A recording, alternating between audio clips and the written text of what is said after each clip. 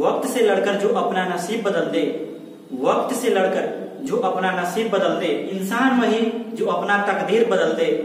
कल क्या होगा कभी मत सोचो, क्या पता कल वक्त अपने खुद तस्वीर बदल दे। तो माय डियर स्टूडेंट्स, इन्हीं प्यारे शब्दों के साथ आपके इंग्लिश का गुरु आज के क्लास में स्वागत करता है। आज के हम इस वीडियो लेसन में क्लास 12 के इंग्लिश सब्जेक्ट से एक चैप्टर बहुत ही इंपॉर्टेंट है, उसकी समरी देखेंगे, जो कि साइंस, आर्ट्स और कॉमर्स तीनों सब्जेक्ट के लिए भी बहुत ज्यादा उपयोगी है।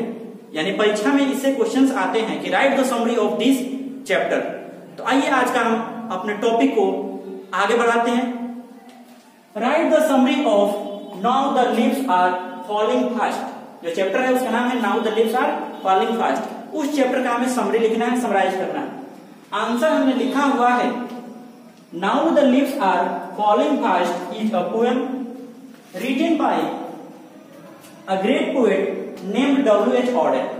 यानी now the leaves are falling fast, अब पेड़ की पत्तियां बहुत जल्दी से तेजी से गिर रही हैं। ठीक है, ये एक पोएम है, एक कविता है, जो एक महान कवि जिसका नाम है W.H. Auden, उनके द्वारा लिखी गई है।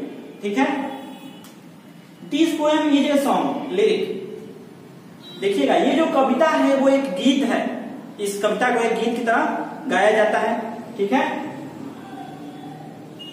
अबाउट नेचर, और ये जो कविता है ये प्रकृति पे आधारित है, नेचर पे आधारित है। ठीक है ना। The poet dwells upon the season that when the season comes. जो कवि हैं वो इस कविता में एक उस मौसम पर दबाव दे रहे हैं, उस मौसम की तरफ इशारा कर रहे हैं, ध्यान आकर्षित कर रहे हैं, जो कि जब ये मौसम आता है the leaves start falling fast.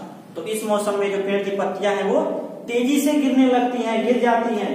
Leave its branches and some small branches starts to come out. और इसकी पत्तियां गिरने लगती हैं और उसी जगह पे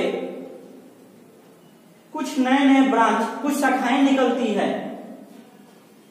When the leaves come down from their branches, they cover the ground। और जब पत्तियां पेड़ से झड़ करके जमीन पे गिरती हैं तो एक परत बन जाता है जमीन पे पत्तियों का, जिससे जो ग्राउंड है, भूमि है, वो दिखाई नहीं देता है।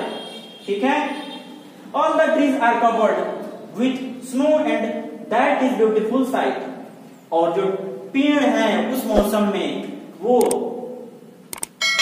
बर्फ से ढक जाते हैं, बर्फ से घिरे हुए होते हैं, गिर जाते हैं। जिस मौसम में पतझड़ होता है, पत्तियां गिर जाती हैं सारे पेड़ के, और जो नजारा होता है वो बहुत जबरदस्त होता है, बहुत ही सुंदर नजारा होता है, देखने लायक नजारा होता है।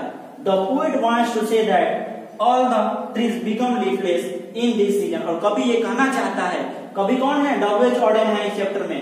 तो वे कहना चाहते हैं, बताना चाहते हैं कि इस मौसम में जो पेड़ है वो पत्ती विहीन हो जाता है, सारी पत्तियां गिर जाती हैं।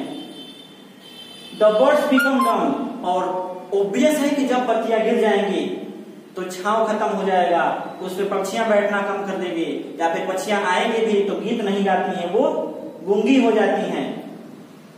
This is the same thing happen with human life. और यही सेम चीजें जो हैं वो मनुष्य जीवन में भी होता है।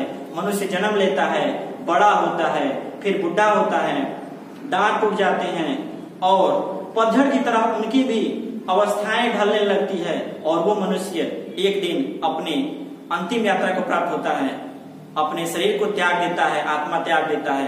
तो इस प्रकार इस कविता का अर्थ है कि ये कविता हमारे जीवन को पेड़ों की तरह दर्शाता है, दिखाता है। और हमारा जीवन जो है एक पेड़ की तरह है, एक वृक्ष की तरह है, उसमें भी पत्तियां गिरती है, हमारे बाल गिरते हैं, दांत गिरते हैं। तो इस प्रकार से ये कविता हमारे जीवन को जोड़ती है।